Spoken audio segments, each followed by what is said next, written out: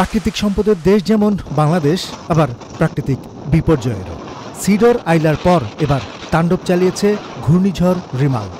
দক্ষিণাঞ্চলের ১৯টি জেলার ১০৭টি উপজেলার প্রায় ৩৭,৬০,০০০ মানুষ এতে ক্ষতিগ্রস্ত হয়েছে। ৩৫,৪৮৩টি বাড়ি সম্পূর্ণ বিধ্বস্ত, আর আংশিকভাবে বিধ্বস্ত হয়েছে ১,১৪,৯৯২টি ঘরবাড়ি। ক্ষতিগ্রস্ত মাছের ঘের আর সবজি ক্ষেত। ২ দিনের এই ঝড় বৃষ্টিতে রাজধানীর সাথে সারা দেশের যোগাযোগে বিঘ্ন ঘটে। মঙ্গলবার রাতে রাজধানীর কাঁচা বাজারগুলোতে দেখা গেল সবজিসহ অন্য পণ্যের দাম বাড়তে। বৃষ্টির কারণে মনে করেন যে একটু মালের দাম একটু বেশি। আগে যেটা মনে করেন যে ৩০ টাকা ছিল, এটা ৩৫ টাকা ৪০ টাকা বিক্রি হইতেছে। কেজিতে ৫ টাকা ৬০ টাকা বেড়ে গেছে আলুর দাম, পেঁয়াজের দাম। আগে কত ছিল পেঁয়াজ? বেজাগুলোর দাম ৬০-৬২। আর এখন এই বৃষ্টির কারণে যে ২ দিন আসেনি, কেন আপনার ৬৭-৬৮। বুধবার ভোরের চিত্র এটি। সারা দেশ থেকে রাজধানীতে পণ্য সরবরাহ পুরো স্বাভাবিক, কিন্তু রাজধানীর কারওয়ান বাজারে কাঁচা বাজারের চিত্র স্বাভাবিক নয়। অভিযোগ দাম বাড়তির।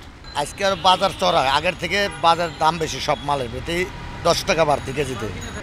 কি অবস্থা? ৩-৪ দিন তো ঝড় বৃষ্টির কারণে মাল আসেনি, আজকে কি অবস্থা? দাম, সব জিনিস দাম, আলু, পেঁয়াজ, আদা, রসুন সব দাম, প্রচুর দাম। চাচা কি অবস্থা? ভালো। ৩-৪ দিন তো আসতে পারে নাই ঝড় বৃষ্টির কারণে, আজকে কি অবস্থা বাজারে? আজকে খুব বাজার দাম। দাম জি। ৩ দিন আগে কোনটা কত ছিল একটু বলবেন, আজকে কত দিয়ে? কালকে পটল ছিল তোমার ৮০ টাকা, আজকে পটল হলো ২০০ টাকা। আর মরিচ ছিল কালকে হলো ৩৫০ টাকা পাল্লা, আজকে ৮৫০ টাকা পাল্লায় ৫ কেজি না? আর অন্যগুলো সব মালে কয়ে দিতে মনে করেন যে ২০ টাকা ৩০ টাকা বেশি। বেশি তো একটা বিষয়, কিন্তু আরেকটা বিষয় হচ্ছে মাল ভিজে গেছে। ভিজে যাওয়ার কারণে মাল পাওয়া যায় না, মাল একেবারে খারাপ। যেমন আজকে শসাটা দেখলাম, একেবারে মানে খুবই খারাপ, শসা নাই। বৃষ্টির লেগে কয়দিন মালমূল কিনতে না, বেচতে না, অনেক সমস্যা হইতেছে, অনেক কষ্ট। কালকে বলে মালের দাম কম, আজকে মালের দাম একটু বেশি। আগের মালগুলোই দিচ্ছে, যার ফলে মালগুলো ডিসকালার হয়ে যাচ্ছে, পয়সা যাচ্ছে, নষ্ট হয়ে যাচ্ছে, দামও বেশি। কাল বরবট নিচ্ছে ২০ টাকা কেজি, পটল নিচ্ছে ২০ টাকা কেজি। ওই পটল বরবট আজকে ৩০ টাকা পার কেজিতে, ৩০ টাকা বাড়তে পার কেজিতে, এভরিথিং সব কিছু। এই যে টমেটো দিচ্ছে, এই যে এত দামে টমেটো তো পচা বেড়ে ভাই, এটা নিবে কীভাবে, বেচবে কীভাবে বলেন? যে মাল কালকে 20 টাকা কিনছে, ওই মাল আজকে হইলো ৪০, ৪৫, ৫০ টাকা। তাও কি ফ্রেশ মাল না, সবই যে নিখুঁত মাল, কোন চলার মতো মাল নাই। নিয়ে যে বেশ কেমনে এমনি হতেছে। আজকে হলো ৫২ টাকা কেজি।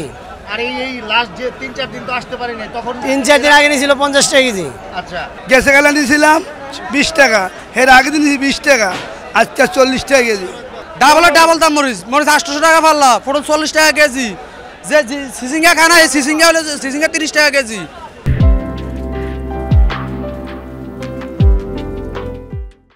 আড়তদাররাও স্বীকার করলেন বাধ্য হয়েই তারা বেশি দামে বিক্রি করছেন।